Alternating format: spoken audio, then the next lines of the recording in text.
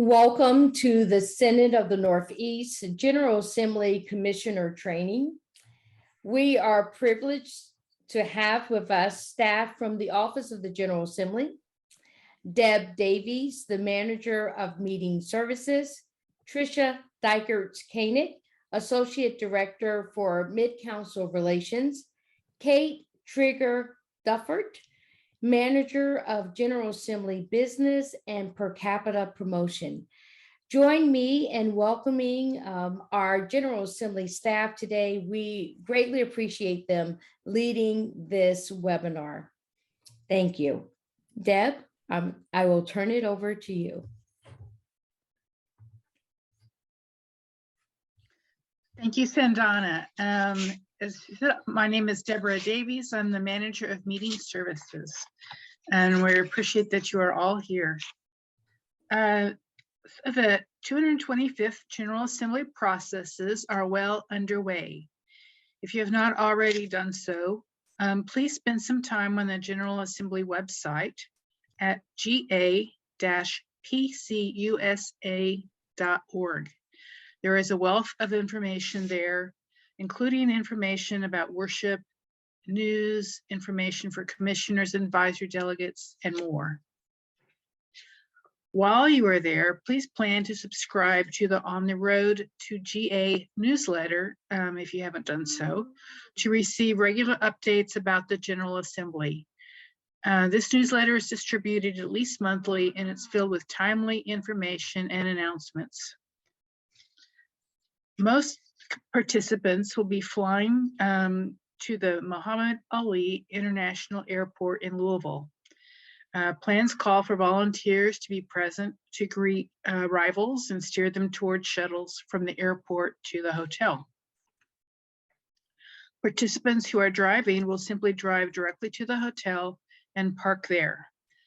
Parking charges are covered when the total of mileage and parking expenses does not exceed the equivalent of the round-trip airfare. Commissioners and advisory delegates will be staying at the newly renovated and reflagged Galt House Hotel, which is right in downtown Louisville. As you may have heard, the Presbyterian Center is being renovated in order to provide more efficient and an effective meeting space. Though the genesis of the project was hosting this assembly, it became clear quickly that the renovation was necessary in the age of COVID for a number of other reasons as well. Prior to renovation, we had one large meeting room that could accommodate 40 to 60 people. Now we have an additional 3 large conference rooms that can hold up to 80 each. The in-person portion of the assembly will start with hybrid plenary sessions on Saturday, June 18th, with those assigned to the assembly committees meeting June 20 to 22nd, arriving on Friday to attend the initial plenary sessions.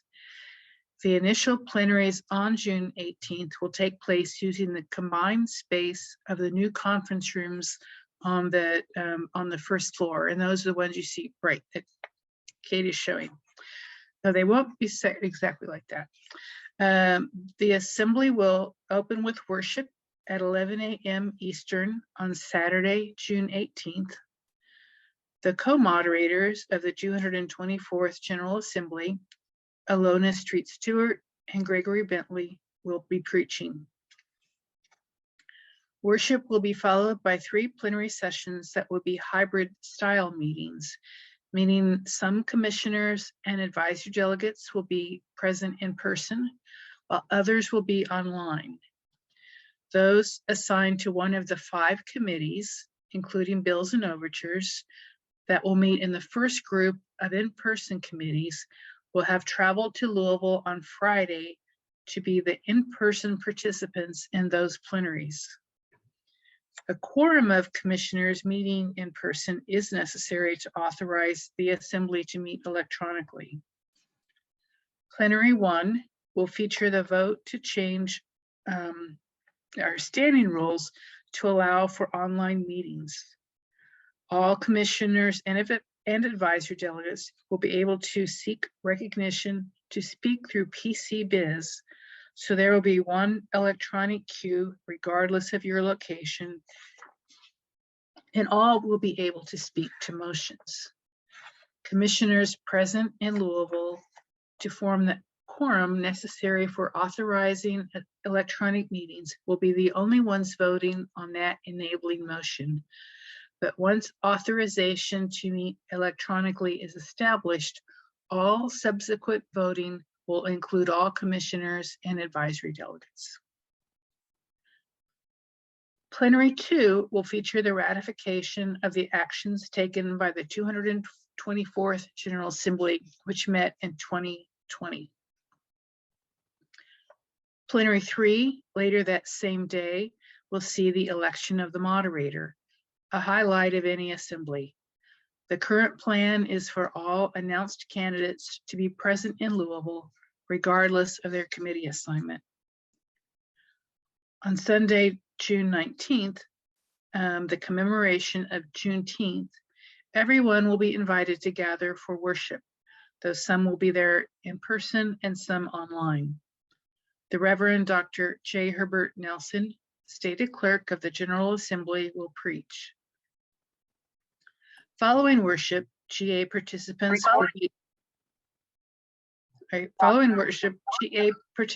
will be encouraged to participate in Juneteenth observances in their local community. Those in Louisville will have the opportunity to participate in events near the Presbyterian Center. Plans for Hands and Feet, an opportunity for community engagement both in Louisville and elsewhere, are also still in the works. More information will come as details are finalized. Due to the limited space and social distancing concerns, it will not be possible to have the usual observers gallery in committee rooms. Instead, all meetings will be live streamed. Overture advocates will choose whether to do their online presentations live via Zoom or by video, but they will be able to join the Zoom meeting to respond to any questions in the moment. While in Louisville, YADS will still have on-site advisors, at least 3 at all times, and can expect to gather at times when their committees are not in session, in addition to online gatherings in advance and during plenary days. The committees will work for 3 days and depart after they conclude at 4 p.m. on day 3. So the first group will travel on Friday, June 17th, be present in person over the weekend for plenary meetings and worship, meet Monday through Wednesday, and be transported back to the hotel either Wednesday evening or Thursday morning if flying home. Then, like everyone else, depending on time available and internet level, they can watch the other sets of committees from home. Meanwhile, members of the second set of committees will arrive on Wednesday and meet Thursday through Saturday. Saturday evening and Sunday will be their time to travel home. Sunday will be both coming and going as folks in the second set of committees leave and members in the third set arrive. The fourth set arrives on Wednesday and departs Saturday evening or Sunday, July 3rd. The only commissioners in meetings July 3rd and 4th will be the newly elected monitorial team gearing up for their upcoming duties. Beginning July 5th, the remaining plenaries will take place all online. Like past assemblies, PC Biz will provide the platform for business and voting, but by now, all commissioners will be pros at this. The monitorial team elected for GA 225 will lead the assembly plenary meetings from the Presbyterian Center, while all other commissioners and all advisory delegates will participate remotely. Recognizing and wanting to be supportive of our siblings not on East Coast time, We've scheduled things for times that are hopefully amenable to a larger majority of people participating. And now I'll turn that over to Tricia. Thanks, Deb. I'm Tricia Dykers-Koenig, and I'm the Associate Director for Mid-Council Relations in the Office of the General Assembly. And I'm really appreciative that you all are here learning more about what's going to take place in General Assembly. As Deb mentioned, Zoom will be the video platform we use again for this General Assembly. All commissioners and advisory delegates will receive live training on PCBiz prior to the General Assembly to make sure that you are comfortable with the platform ahead of the first plenary. GA participants will select their training session during the registration process. So you'll have an opportunity to do that. There'll be many different choices of times, and those training sessions will begin at the end of May. PCBiz is where all the items of business that will be considered by the General Assembly are stored, and many of them are already there. Each item of business has a recommendation and a supporting rationale. Commissioners and advisory delegates and anybody else interested in the business will read through the business in advance of GA, and you as commissioners and advisory delegates, as part of your personal preparation, should try to read it all if you can. When the General Assembly is in session, each commissioner and advisory delegate will go to the Session Sync tab in PCBiz. A parliamentary toolbox will appear indicating the active item of business. GA participants will have the opportunity to seek recognition to speak, which will put them in an electronic queue known as PCQ. The number of people in line to speak will appear by intent. For example, speak in favor, speak against, make a motion. Each queue is represented by different colors along the parliamentary toolbox. As Deb also mentioned, regardless of whether someone is online or in person, everyone enters the queue from this toolbox. If a participant would like to see the full text of the item of business be considered, it's available just below that parliamentary toolbox. You probably don't have all of them memorized, even if you've read them all. Each commissioner will submit motions through PCBiz. Through a simple process, you select the item of business you desire to amend from a drop-down menu, type in the motion, and then hit submit. We encourage participants to submit their motions in advance. When the item they wish to amend is up for discussion in plenary, you seek recognition, find the submitted motion, and get in line. It's that simple. Of course, there are times when you don't know what you want to say in advance because of the debate, and then you would do it at that time. When it's time to vote on an item of business, the voting panel will appear. Those with voting privileges will select the option they desire. You can see at the top of the screen that the item being considered appears so participants can easily keep track of the flow of business. A timer also appears, indicating the amount of time remaining before the vote closes. Votes can be changed at any time until the time expires. While a participant can be signed in on 2 devices at once, PCBiz only recognizes the last vote. So don't try to cast multiple votes. I'm sure you wouldn't do that anyway. The results of the vote appear following the conclusion of the vote. PCBiz displays the total number of votes received and the percentage. The colors used in the graphics have all been tested to be friendly for those with color vision deficiency. Now, hopefully you've all created your account in MyGA, which is a new expanded user experience for General Assembly participants.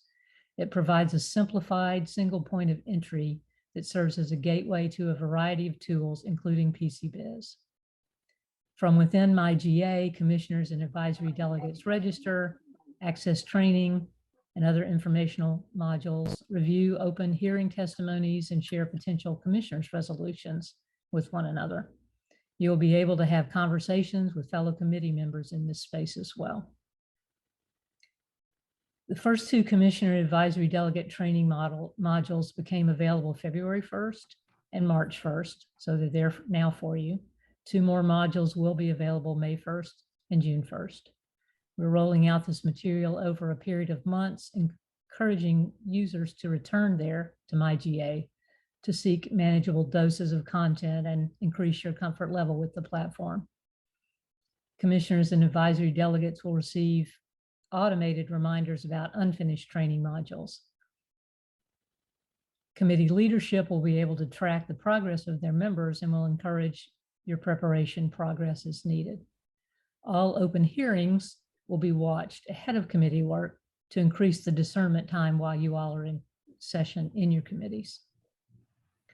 Process for developing commissioners' resolutions will be open May 19th and closed June 19th. Commissioners will post your proposed resolutions in an open forum seen by other commissioners. When complete, that is signed by at least 2 people, they will be reviewed and posted on PCBiz for the Bills and Overtures Committee meeting. This process will provide more time for discussion and refinement and will be seen by a broader attentive audience. And now I will turn it over to Kate. Thank you, Tricia and Deb. My name is Kate Trigger-Duffert, and I am the manager for GA Business and Per Capita Promotion. And we are going to go through some information about business that is coming to this assembly, so the things you will be discussing in your committees and in plenary. So as you see, here's the docket, which is available on the GA website. It is also the best place for you to look if you are trying to figure out exactly when your committee is meeting. So the committees, again, will be staggered, and as they meet in different groups, they will join together here in Louisville to talk about different types of things. So I briefly want to go over a little bit about each of these committees so that you know either what you will be discussing or what kinds of items are going to come out of committee that you will encounter in plenary.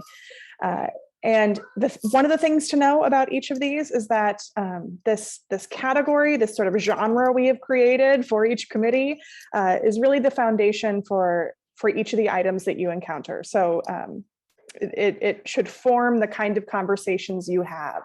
And the first is Bills and Overtures. Again, that one meets on June 19th and concludes its business. So it's not quite the same schedule as the rest of the items or of the rest of the committees.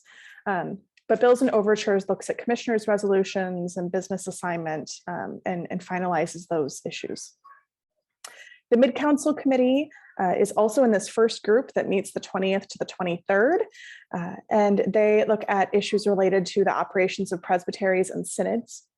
There is a Theology, Worship, and Education Committee, which is looking particularly at issues related to theological education, our relationships with institutes or institutions of higher education, any published material, which includes the Publishing Corporation, and looking at amendments to the Book of Order, Section W, so the worship section, as well as suggestions for new confessions. Those sorts of things will come up here. And I'll get a little bit more into detail about what sorts of items are already in the queue as we move forward.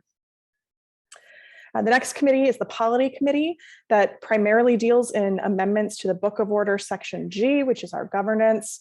There are a few items that would be amendments to that section that have been placed elsewhere, but that's because those items seem to have essentially to do with something beyond polity, whether or not that's a standing rule or health and safety or another category, as you'll see as we go on. The Rules of Discipline Committee will exclusively be looking at items related to the rules of discipline in the Book of Order. There is a task force that has been meeting over the past few years that is recommending an entirely new section to replace that.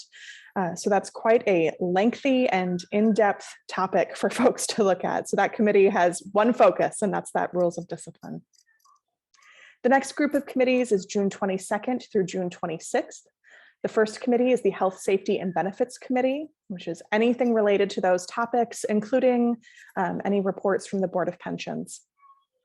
The Addressing Violence in the USA Committee is looking at issues related to violent language, violent actions that are occurring domestically in the United States of America. So that includes gun violence, bullying, domestic violence.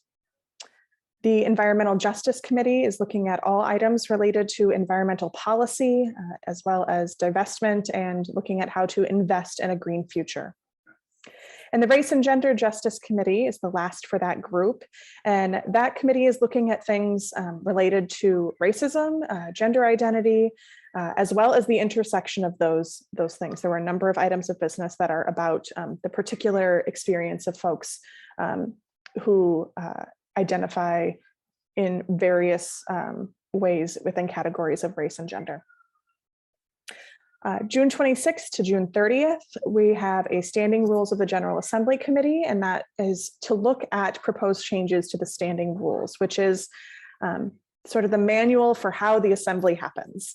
And as you can imagine, given all of the different changes in this time period, there are a lot of things to look at there. So that committee is going to have a lot of interesting conversations, I'm sure. The next is the Ecumenical and Interfaith Engagement Committee, which is any item related to our relationship with another denomination or another faith tradition, whether or not that is a denomination here in the US or if that's an international partner. And the Immigration Committee is items related to policies and actions related to immigration. That's a pretty broad category. Anything related to immigration is going there. And then the International Engagement Committee is items related to how we engage with our international partners. And I'll go again into more detail in a little bit in a few slides about the kinds of things that are there to be discussed. And this last group is June 29th through July 3rd. And the first group is the General Assembly Ministry Coordination Committee.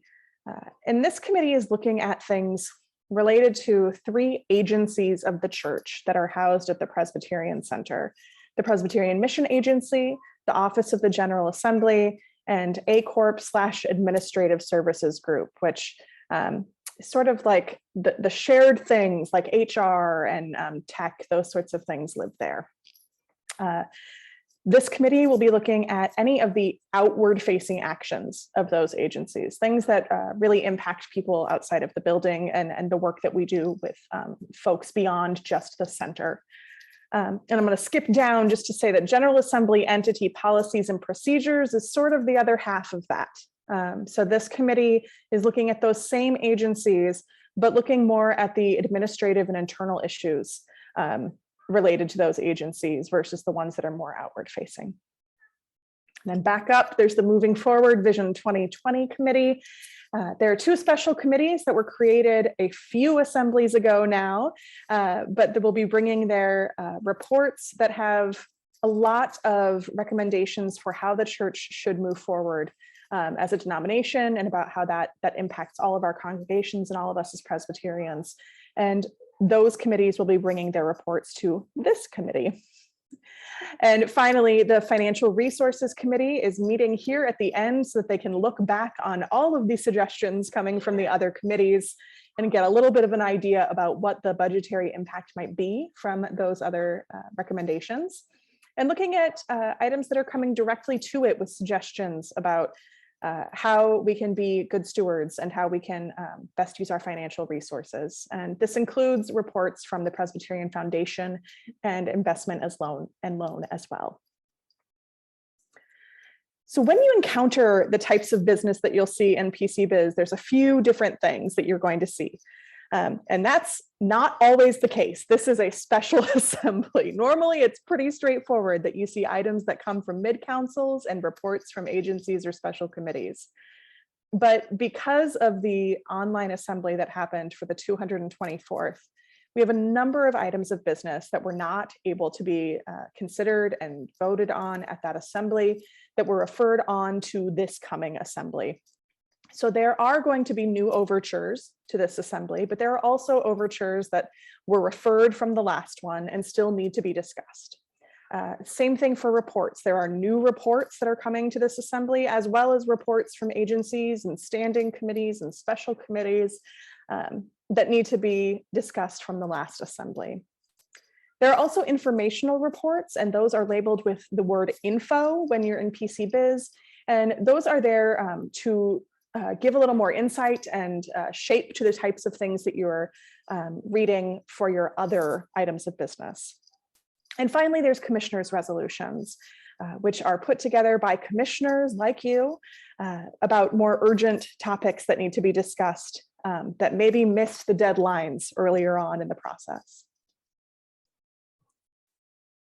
Just so you know, this process, we're going to breeze through this a little bit because you're going to see the outcome of this, but just so you know that these overtures that have come to the Assembly come through a lengthy process, and they are coming from lots of hardworking folks in presbyteries and synods.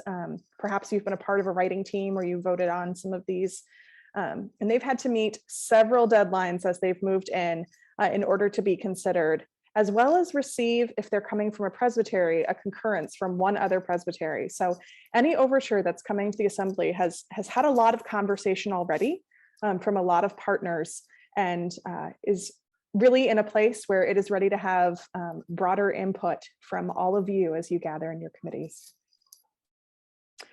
Overture advocates will be joining online. They have a couple of different options for how they join. Whether or not that's recording a video ahead of time or presenting live in the room. And they will be providing information on those overtures so that you have more context and so that you can ask questions if you need to as you're discussing those items of business. And we are in conversation right now about how to best equip overture advocates and provide opportunities for them to have conversation and to be in contact with one another so that they can really provide the best overture advocacy that they can, despite being limited to this current online platform. Commissioners' resolutions, like I said, these are things that you will have the opportunity to do as a commissioner closer to the Assembly. We will provide a training and more information on that soon to come in MyGA. So again, keep MyGA in your brain space for quite a while. There will be an online brainstorming space there for you to talk about ideas with fellow commissioners and advisory delegates. There will be an online drafting space, and we will have some volunteers there who will help you suss out some things like, is this constitutionally possible? Those sorts of questions that you may want some help with. They will be there in that online space to help you. And then finally, you'll be able to submit them in through this platform, and they will be due June 19th at 3 p.m. so that the Bills and Overtures Committee can take a look at those and recommend that they go to a specific committee or that they not be considered. Open hearings, you heard about these earlier. These are an opportunity for anyone to record a video that speaks to a particular item of business. They can speak for or against. These do not have to be people who were elected to be commissioners or advisory delegates. They don't have to be staff. They don't even really have to be part of the Presbyterian Church. But these individuals can submit their names, and there's going to be a process in which we pull a certain number of for and against videos for each item of business. And then it will be up to you as commissioners and advisory delegates to take a look at these, again, through MyGA before the Assembly, so that you can hear input from people and really color a little bit of your understanding before you show up to your committee meeting and begin discussion. So a brief highlight here. I want to be clear that I am not uplifting things that I think are going to be particularly interesting or even things that might be contentious, but I did want to pull out a few items from each committee for you to see what's coming. And these are items that have had a lot of traction. So again, they're not necessarily things that are like hot button issues, although they may be, I don't know, but they're things that people have sent a lot of emails about, or they have received a lot of concurrences, that there's just been a lot of talk around. So for the Ecumenical and Interfaith Engagement Committee, one to highlight and know that's coming there is there's a study document on denouncing anti-Semitism and Islamophobia. In the Environmental Justice Committee, there is an item on fossil fuel divestment, one on reducing the PCUSA's carbon imprint, and then an item on investing in a green future. For financial resources, the Per Capita and Financial Sustainability Special Committee report has a lot of recommendations regarding the structure of the denomination. So that one has had a lot of conversation. For General Assembly Ministry Coordination, that's an error there. That's an old throwback if you've been here for a while. Ministry coordination. There is an item on the creation of an advocacy committee for LGBTQIA+ equity. For General Assembly entity policies and procedures, there are several organization for mission changes, which is again, a lot of how the denomination does its work. So those have conversation happening as well. In health, safety, and benefits, there are items regarding mental health ministry, as well as paid family leave, reproductive justice, and the Survivors of Sexual Misconduct Task Force. And for the Immigration Committee, they are considering items regarding the PCUSA status as a sanctuary and accompaniment church. For international engagement, the items that folks have been chatting about a lot lately are related to Israel's laws constituting apartheid, a call for ending the siege of Gaza, an item on a Korean peace treaty, and expanding mission engagement and education with Eastern Europe. And that includes Ukraine and Russia.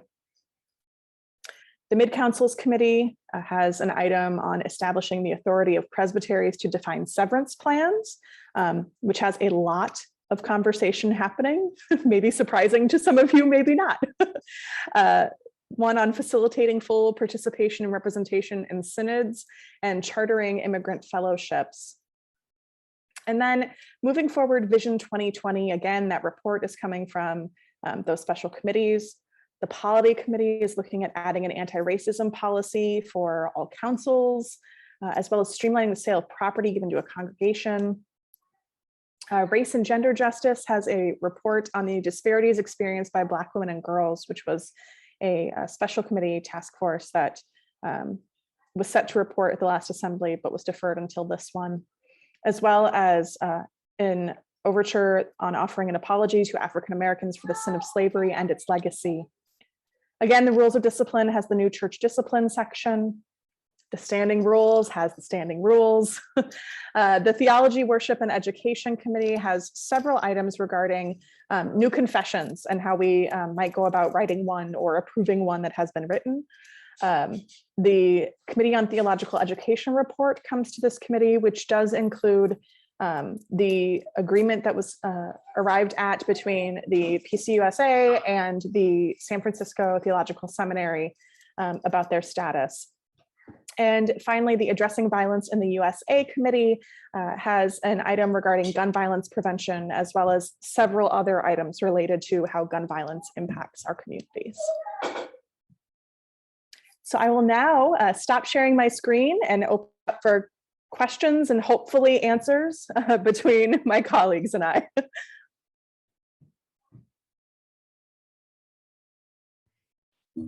Thank you, Kate, and we'll help you facilitate those questions. We're going to ask that you would use your electronic hand, and if you would raise that hand and wait to be recognized, and then we invite you to unmute. Are there any questions at this time? Rory has a question. Good evening, everybody. Lovely to be here with you all. I have a really simple question, hopefully a simple question. All of the stuff that we are going to read over the next couple of weeks, is it possible, you've done a wonderful job with the PCBiz website, and I can see that we can add notes to all the things and stuff like that. Is it possible to get all of these as a PDF with chapters and things like that to make it a little easier on a different device?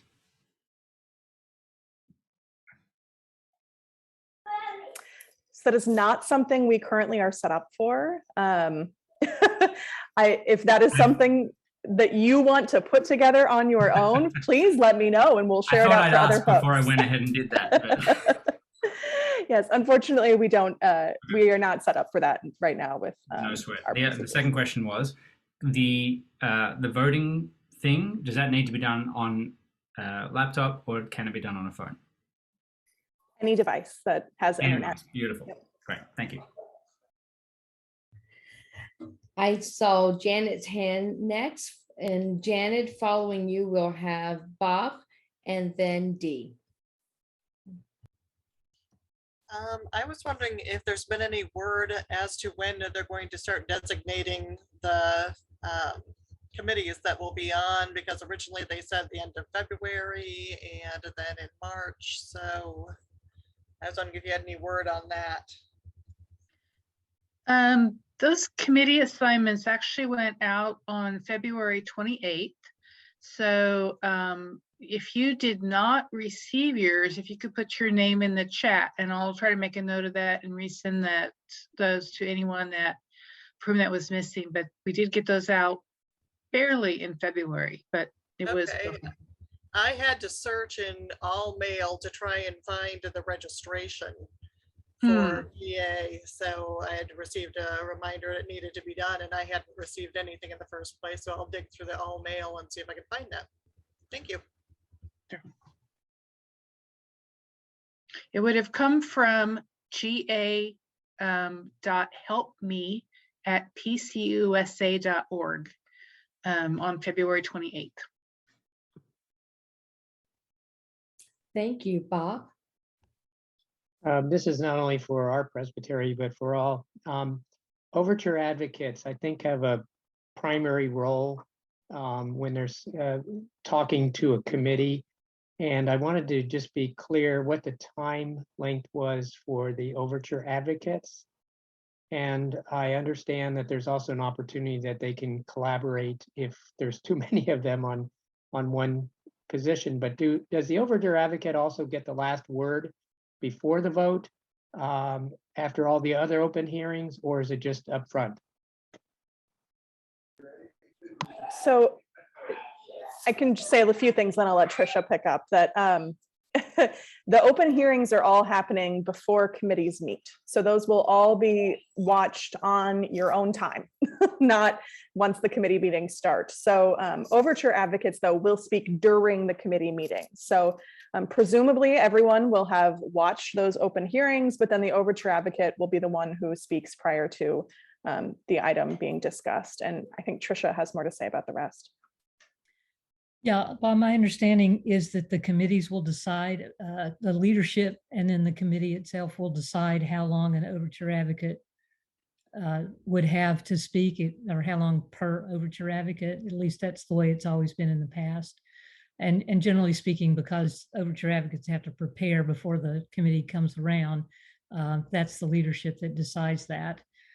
They will get to speak when the item does come up, as Kate said, when it comes up for consideration, they will speak then, and they don't get the last word. The last word goes to commissioners themselves debating the issues, but they will be available and have an opportunity to answer questions if commissioners have them, either at the beginning when the item is considered at the beginning, or as they go along in debate. If someone says, well, let's ask the overture advocate that question, then one of the overture advocates usually has the opportunity to speak. And the people who are collaborating as overture advocates should figure out, who's going to answer certain questions.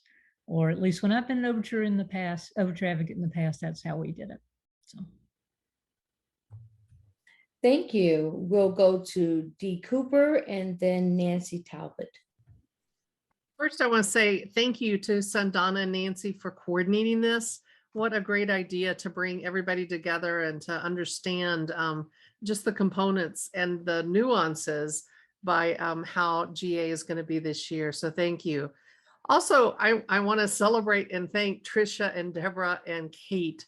Oh my goodness, the value that you have brought of your wisdom in a season where it seemed like every other day something changed.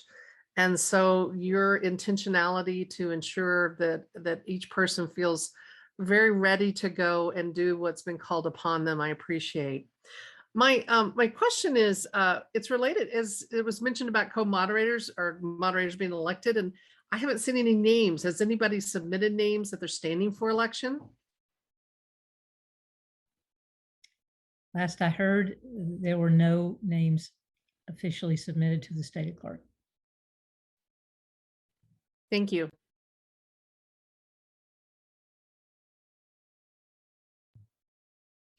Nancy, thank you. You're next. I want to go back to the advocates for a second and just ask, since it's the committees that determine how much time the advocates have, will that happen early enough for the advocates to know, to make the choice as to whether to do a video or to speak in person? Because, you know, they could plan a 3-minute video and then be told that they can only speak for a minute and a half. So is it going to happen ahead of time, or would it be better for advocates to consider speaking live? I believe it will happen, the times limits will be determined by those committee leadership folk in time for the overture advocates to be aware of that. And again, some of this is I'm answering out of my experience of having done overture advocacy in the past for multiple years. Generally speaking, that always happened at leader briefing, which tended to be in May in person. This year, there are going to be 3 different leader briefing opportunities. One of them is coming up tomorrow and the next day. And I don't believe that that conversation will happen there, although it might be planned and I'm unaware. But my guess is that at the leader briefing that happens the beginning of May, first week in May, that the committees at that time would be able to decide what to tell overture advocates and then communicate that to those folks. At any rate, that's how it happened in the past. And I can only imagine that that's going to be the case this time as well, unless Deborah Kate knows something different. Thank you. Thank you. We'll hear now from Susan Orr. Thank you so much. This is actually following up to Dee's question. If there are no candidates for moderator, then what happens?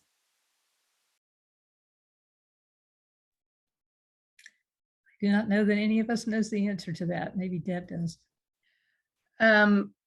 There are rumors of candidates out there who just haven't quite made that official yet. And we're hopeful, and I know the current co-moderators are hopeful, because I understand that the rule is that if there's no new moderators elected, they continue on.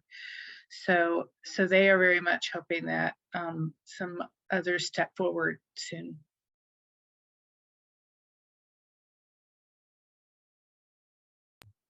Warren, and then Janet. Just a comment, there will be a commissioners seeking to be moderator.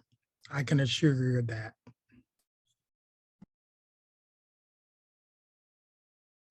Thank you, Warren. Janet, did you have another question? Yes, actually, this is my 3rd time as a commissioner to GA, and the other 2 times I've really enjoyed meeting new people as randomly assigned roommates. Due to COVID, are they planning on having roommates, do you know, or? Due to COVID, we're covering single rooms for all commissioners and advisory delegates this year. That's at a considerable cost, but it just seemed like the only way, wise and safe thing to do. So you'll still be able to meet other commissioners and around meals and here and there, but you won't unless you and another participant really want to share a room with each other and you both tell us that, you'll have a single room.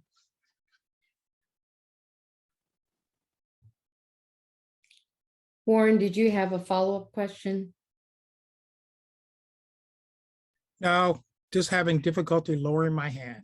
Okay, I'll see if I can help you with that. Are there any other questions for our presenters this evening?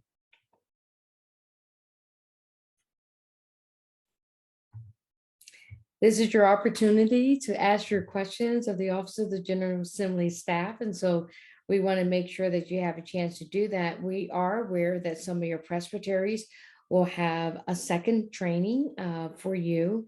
And so more and more information as you get closer to this date. It certainly will help the General Assembly experience to be a good one for you.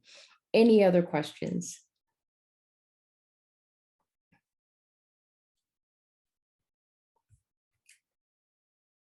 It looks like Susan Wright has a question. Hi, will there be international delegates?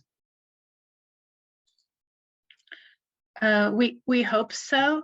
9 international denominations have been invited to send ecumenical advisory delegates, and hopefully the situation with COVID and visas and all of that will permit that to happen. There are ecumenical offices and the World Mission staff are definitely working towards that, but it's going to depend on things that are unfortunately not in our control, but we hope so. Do you have any idea where they will be from, possibly?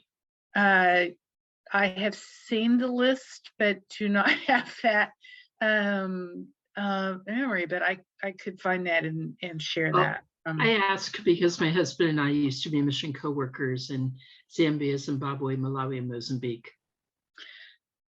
I don't remember that being on the list, but I'll look at that again. Okay, thanks. Moses. Yes, thank you. Just a quick question. I just wondering what might be the protocols regarding mask wearing? We've been working with an advisory team of 2 doctors and a epidemiologist, and meeting with them about monthly and updating our plans based on their recommendations. And the last meeting that we had with them, they were still recommending masks for all, and even high quality masks. We know that that's being relaxed in many places, so we'll see what if that recommendation changes when we meet with them next, which I think is another couple of weeks. But we'll be continuing to work with them and get their advice based on current conditions, and keep everyone posted about that. Okay, thank you. Deb, can you speak to the fact that you spoke about masks, but what about vaccinations? Are commissioners going to be required to be vaccinated and boosted? Yes, that decision was made a few months ago. Commissioners advise anyone who will be present in person in the Presbyterian Center will be required to be fully vaccinated, and that can mean various things, but including boosted if possible, with that timeline and the age restrictions and everything else. And of course, this might vary some for the international delegates, depending on what's available to them. But yes, we don't have any reason to believe that mandate will be relaxed before the assembly. So that is still in place, and we'll have a process that's not quite worked out yet, by which all those participants will be asked to verify their that status before they get on site. Thank you, Deb. Chris Berger has a question. Yeah, along those lines, what about testing? Right. As of our last meeting with the COVID team, what they were telling us is that testing isn't necessarily helpful or necessary unless someone is symptomatic. So that's what we are planning for now, is to have a supply of tests for those who do Camille while they are present. But right now, we're not planning to have anything like daily tests or before, or that kind of thing. But stay tuned. As we all know, things can change and change quickly with this situation.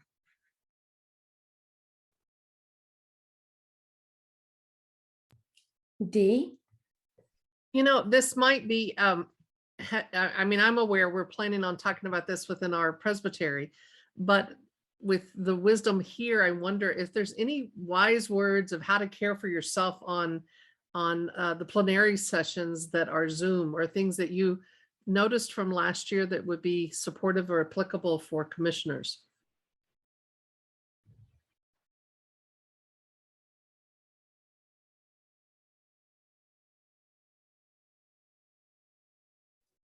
I think we're all hesitating because we don't necessarily have any insight that others wouldn't have from being on Zoom as well.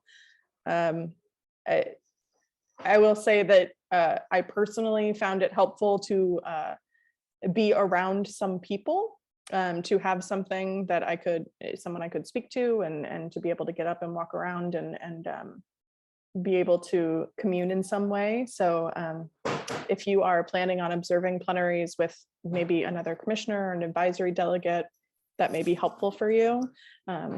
But as far as like large scale techniques, I don't know that we have anything particularly helpful.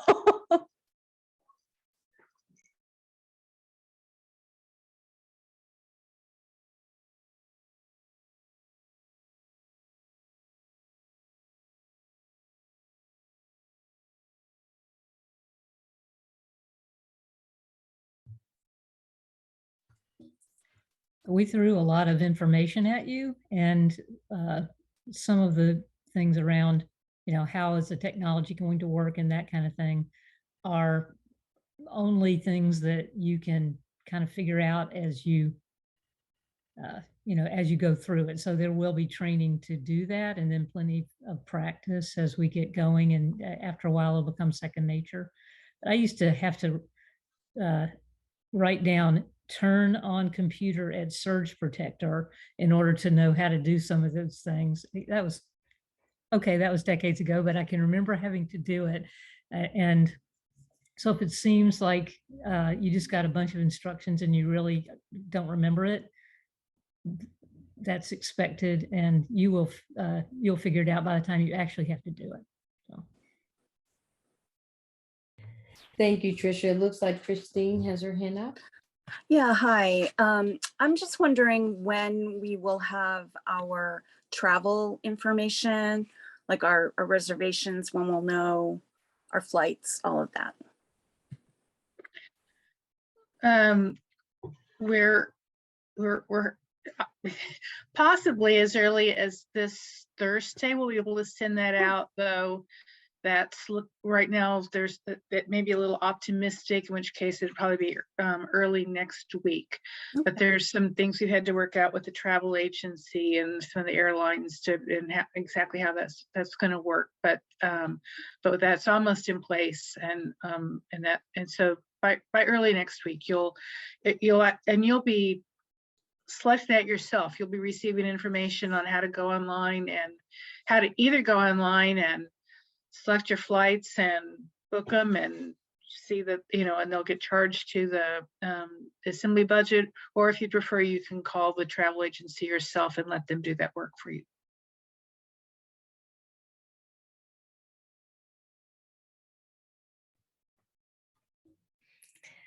So this is last call for any questions.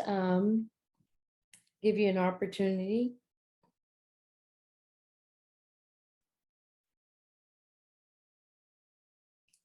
I can't find the hand. Okay, that's okay. Go ahead and ask your question. Are we bringing our own computers? I saw that the computers people were working on all looked the same when we come to the plenary.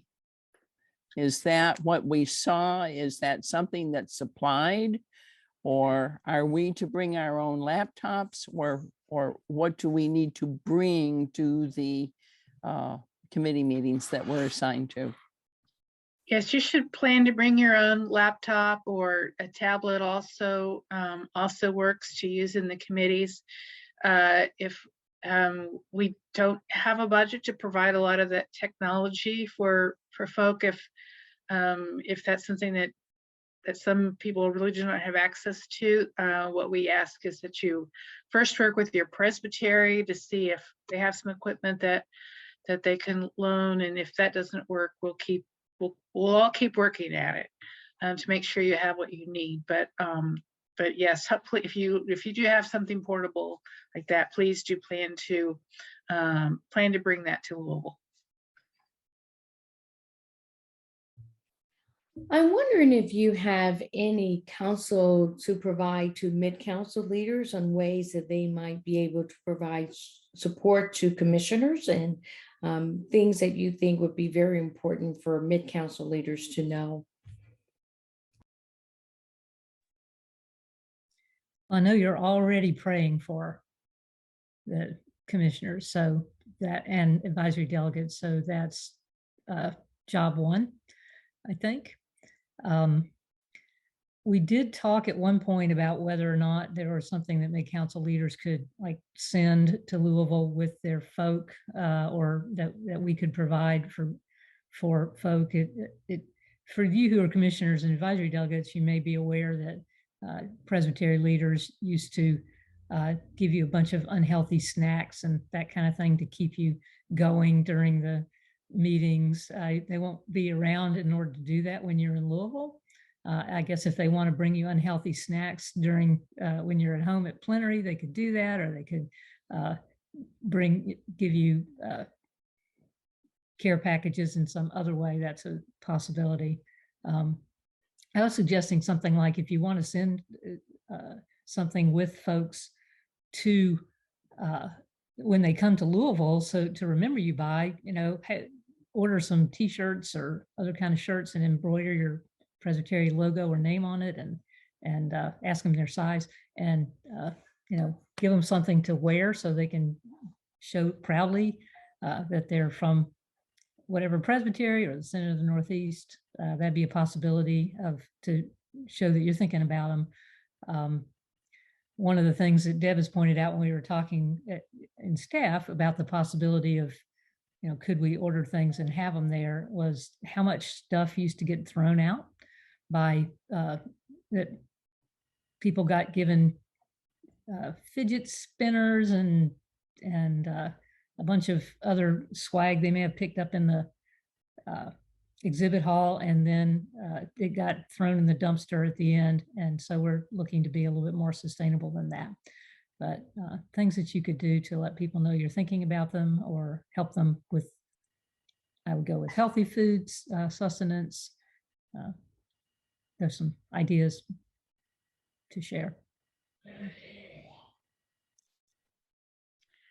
We also heard from some presbyteries that they figured out how to set up an online network among their commissioners so that they could, easily be in touch and, and ask questions and just provide words of support that way. So I can't tell you exactly how to do that, but there's apparently several different ways. That might be something that you want to check into and have that network ready for people to be able to be in communication with each other. Because they used to be able to, all be seated together in the plenary hall, and they could just turn around and talk to each other. And of course, that's not going to be possible. So looking for some electronic alternatives to that.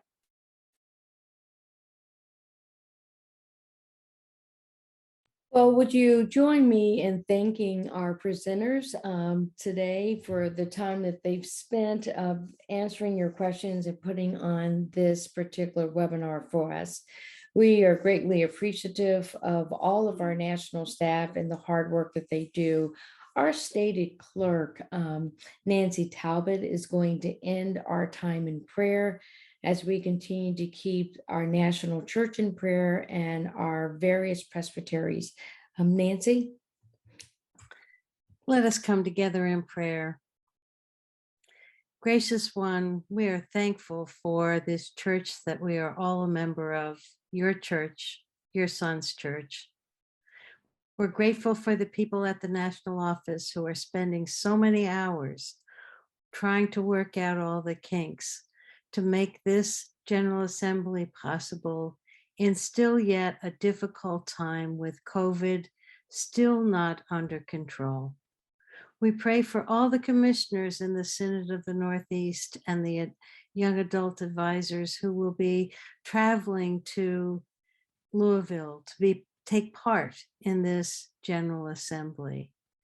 We hope that they remain in good health, that they are able to get through the myriad of information they are being presented with, and that they will experience an exciting and joyful General Assembly.